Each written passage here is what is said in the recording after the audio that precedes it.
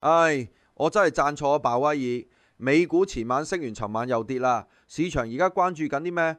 關稅係咪重點？明明對等關稅4月2號先生效，點解而家個市好似冇晒動力啊？今集內容非常豐富，除咗講琴日大盤走勢之外，仲會同大家探討下細價股爆煲論。大家記得睇到最後。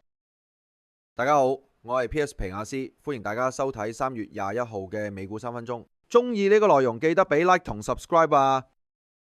尋日嘅反彈勢頭都係維持唔到，美股臨收市前再轉跌，標普500指數跌咗4%，市場再一次由避險資產主導。雖然就業數據整體仲算正面，但因為中央銀行下調 GDP 預測，加上通脹仲未壓得住，搞到投資者心情又再變差。有一位高盛交易衍生品主管就話，琴日午後嘅反彈多數係空頭回補，唔係對聯儲局感到樂觀。原因係成交量偏低，大資金未有入場，反彈力都唔夠強。會議前大家對聯儲局表現都幾擔心，無論係通脹抗新定經濟轉差，都可能引發進一步拋售。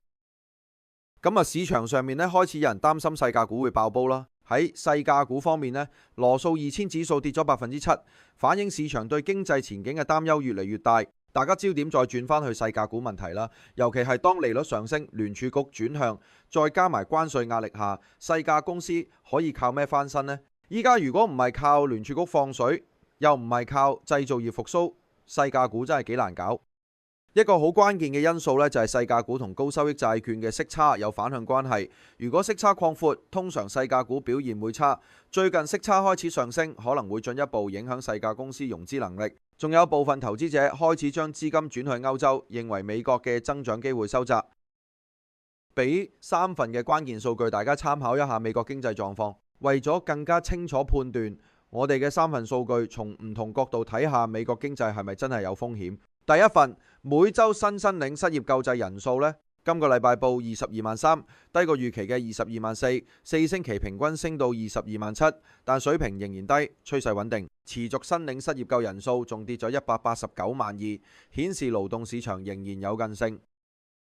第二份係費城聯儲製造業數據，反映增長放緩，但佢失業啦。費城聯儲製造業指數就報12.5啦，雖然低過上個月18.1，但係仍然高過預期啦。新訂單同出貨都下滑，顯示需求轉弱。但係重點係就業指數升到19.7，創2022年10月以嚟新高。製造業冇裁員，意味住佢冇對整體經濟造成連鎖打擊。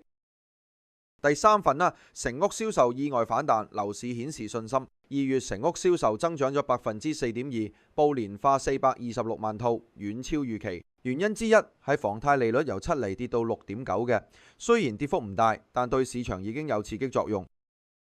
點解美國經濟硬淨得？總結嚟講美國經濟數據無論係絕對值或者趨勢上都唔見有走壞跡象。雖然大家覺得咁樣嘅韌性有啲唔可思議，但數據就係咁反映。咁所以我繼續維持對經濟嘅樂觀睇法啦，短期內未見衰退風險。多謝你同我皮亞斯一齊 update 完最新嘅投資熱點，記得訂閱同睇埋個鐘仔，聽日見面。